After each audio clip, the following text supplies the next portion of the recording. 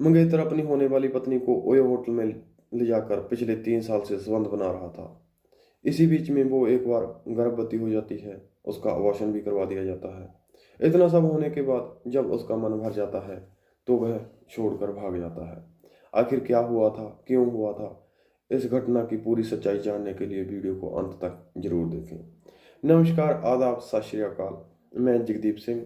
आज की जो सच्ची घटना मैं आपको सुनाने जा रहा हूँ, ये सच्ची घटना है छत्तीसगढ़ के बिलासपुर के एक गांव की, जहां पर प्रियंका नाम की एक लड़की रहती है जिसकी उम्र लगभग 24 साल है और वह एक प्राइवेट जॉब करती है।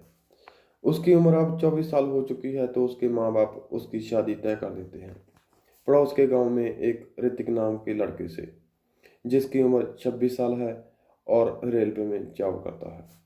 घर वाले सोचते हैं कि हमारी बेटी इसके घर जाएगी तो बहुत खुश रहेगी। उन दोनों की सगाई कर दी जाती है और फिर शादी की तैयारी में जुट जाते हैं।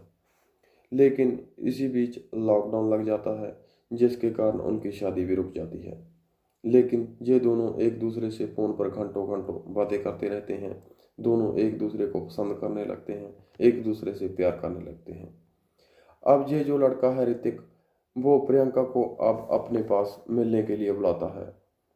प्रियंका को बुलाकर ओयो रूम में ले जाकर उसके साथ संबंध भी बनाता है।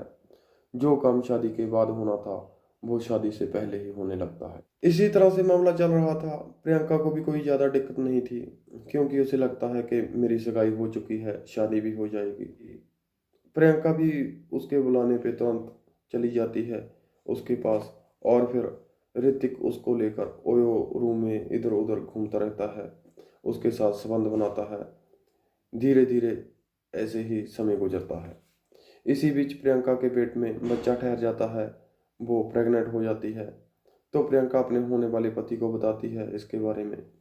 तो उसका होने वाला पति ऋतिक कहता है कि अभी तुम इस बच्चे को गिरा दो, अबॉर्शन करवा लो, बच्चे की प्लानिंग हम शादी के बाद करेंगे। प्रियंका का अबॉर्शन करवा दिया जाता है। प्रियंका के माँ बाप को भी पता था इसके बारे में, वो भी कुछ नहीं बोलते, उन्हें कोई दिक्कत नहीं थी। इसके बाद भी उनके प्रेम प्रसंग चलते रहते हैं।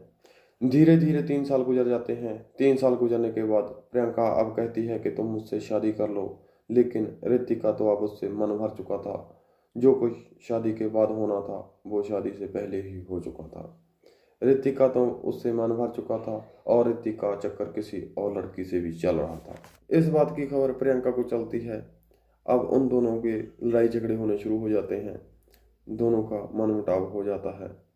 प्रियंका उस पर शादी का दबाव डालती है, लेकिन ऋतिक अब शादी करना बिल्कुल भी नहीं चाहता था। अब इधर उधर से लोग इकट्ठा होते हैं, लोग जुड़ते हैं और ऋतिक को प्रियंका से शादी करने को कहते हैं। ऋतिक शादी से मना करता है तो पुलिस केस किया जाता है। तो मजबूरी में ऋतिक शादी करने को तैयार हो जाता है। फिर उन दोनों की शादी करवा दी जाती है। शादी होने के बाद ऋतिक अपनी पत्नी प्रियंका की तरफ बिल्कुल ध्यान नहीं देता क्योंकि उसका मन उससे पहले ही भर चुका था। वह अपनी प्रेमिका के आगे पीछे घूमता रहता है, उसी के ऊपर सारे पैसे खर्च करता है। इधर जो प्रियंका है वो नौकरानी की तरह बनकर रह जाती है, जैसे काम वाली कोई बाई होती है। दोस्तों, इस तरह से अब प्रियंका की जिंदगी बर्बाद होने लगती है। अब वह करे तो क्या करे।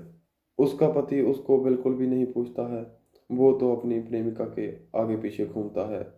प्रियंका अपने घर वालों से भी कहती है, अपने ससुराल वालों से भी कहती है, लेकिन उसकी बात कोई नहीं सुनता। सभी को लगता है कि अब तो शादी हो चुकी है।